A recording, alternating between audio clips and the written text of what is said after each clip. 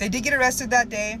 We were able to go back, and I believe they got released maybe the next day or two. I can't really remember. After they got out, they were an alcoholic, so they went back to drinking and raising hell. At one point, they broke into my house when I had a babysitter there, woke 2 of my kids up, and my babysitter was like, oh, so-and-so sitting on the couch, I'm leaving, I'm scared.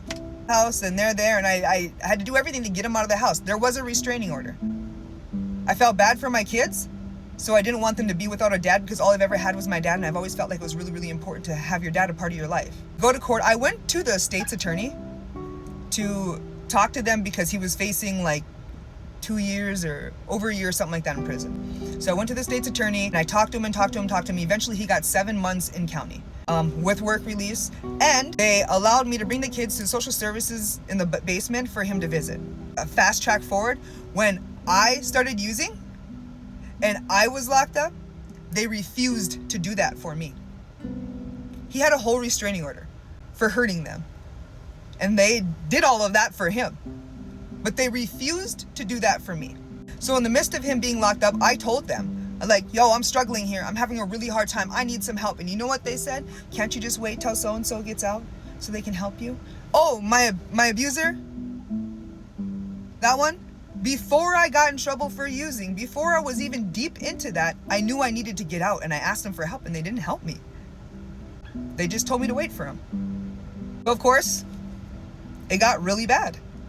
I went from smoking to IV use, and that was in a month, and I was gone. Social services talked me to dropping the restraining order. I signed my house over to him, packed my bag. I grabbed my mom's ashes, my skateboard, and a can of green beans, and I left. And I gave it to him.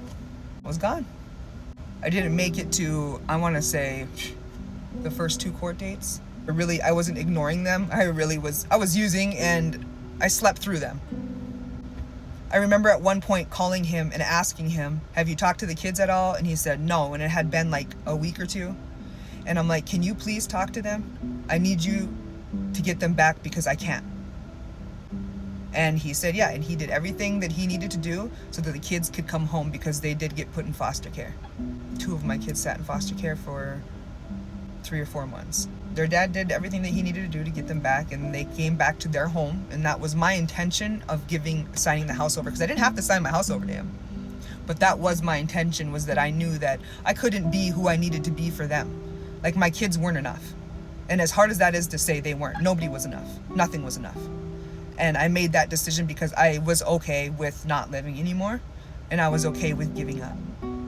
So now, the abuser is now the hero, right? And the whole town is praising this individual, and they're like, oh my God, great big teddy bear, and lovey-dovey-dovey, everything. But everybody forgot about everything that he did to me.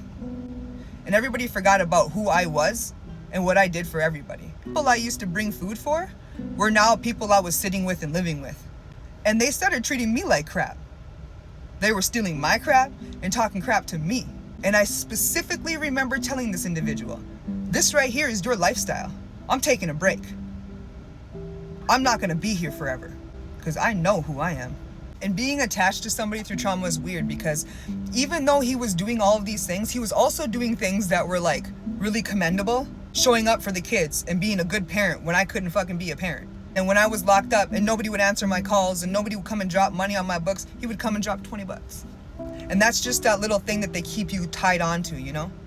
Like, when nobody else is there, they're gonna slide in and do just a little bit to keep you feeling like, oh, I'm here for you. But it's a game.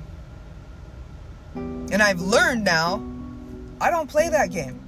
You can say whatever the hell you want to say to me, and you could try to make me feel bad about anything. I don't hide the shit I do. And none of what I did. My kids know the truth about me. And I've always been honest with them, as much as their little brains could handle. But to this day, ask them. They know what their mom did. So, not only reverse all of this, before